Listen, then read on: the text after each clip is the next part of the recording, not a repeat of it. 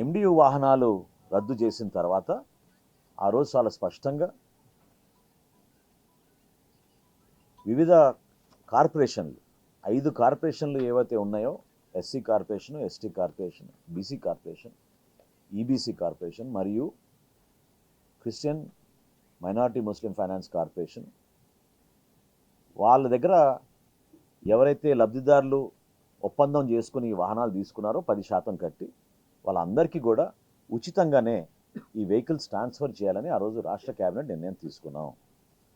So దీనికి ఆర్థిక భారం మా పైన ప్రభుత్వం పైన పడుతున్నా కూడా వాళ్ళ ఇంట్రెస్ట్లో, ఎందుకంటే వాళ్ళ లైవ్లీహుడ్స్ కూడా ఇబ్బంది పడకూడదు, వాళ్ళు కూడా ఆ వాహనాలు వాడుకుని వాళ్ళు చేసే కార్యక్రమాలు కొనసాగించుకోవచ్చు, గూడ్స్ క్యారియర్స్గా వాళ్ళు చేసుకోవచ్చు అనే ఉద్దేశంతో వాళ్ళకి ట్రాన్స్ఫర్ చేయమని మేము ఆల్రెడీ ఆ 5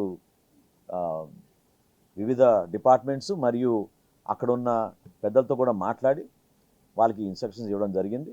కార్పొరేషన్లు తప్పకుండా వీళ్ళకి ఆ వెసులుబాటు కల్పించి రాబోయే రోజుల్లో ప్రభుత్వం నుంచి ఆదేశాలు వచ్చిన తర్వాత, జియో వచ్చిన తర్వాత యాసెట్ ట్రాన్స్ఫర్ అనేది ఆ లబ్ధిదారుల పేర్ల మీద చేసేస్తాం. మంది ఈ నిర్ణయం పైన హర్షం వ్యక్తపరిచారు. గతంలో ఉన్న ఈ వ్యవస్థ, ఈ 29,000 రేషన్ షాపులు, వీటన్నిటిలో కూడా ఒక పండుగ వాతావరణంలో జూన్ 1 నుంచి మెరుగైన సేవలు అందించే విధంగా పారదర్శకంగా, పకడ్బందీగా, ఇందాక నేను గతంలో మీకు చెప్పినట్టు వృద్ధులు ఎవరైతే ఉన్నారో వాళ్ళకి, దివ్యాంగులకి సుమారు 15,50,000 మందికి ఇంటింటికి వెళ్ళి డోర్ డెలివరీ చేసి చూపిస్తాం ఈ జూన్ మాసం నుంచి అని మీకు ఈ సందర్భంగా తెలుపుకుంటున్నాను. గతంలో చేసిన అభూత కల్పన డోర్ డెలివరీ ఏదైతే అన్నారో ఏ ఒక్క డోర్కి కూడా డెలివరీ చేయలేదు.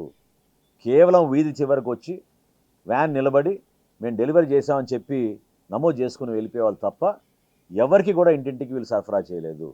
జూన్ 1 నుంచి మా ఫేర్ ప్రైస్ షాప్ డీలర్లు ఖచ్చితంగా ఒక అద్భుతమైన నిర్ణయం తీసుకున్నాం కాబట్టి వాళ్ళు కూడా సహకరించి ఇంటింటికి దివ్యాంగులకి మరియు వృద్ధులకి ఈ రేషన్ అందించేటట్టు చర్యలు చేపట్టాం.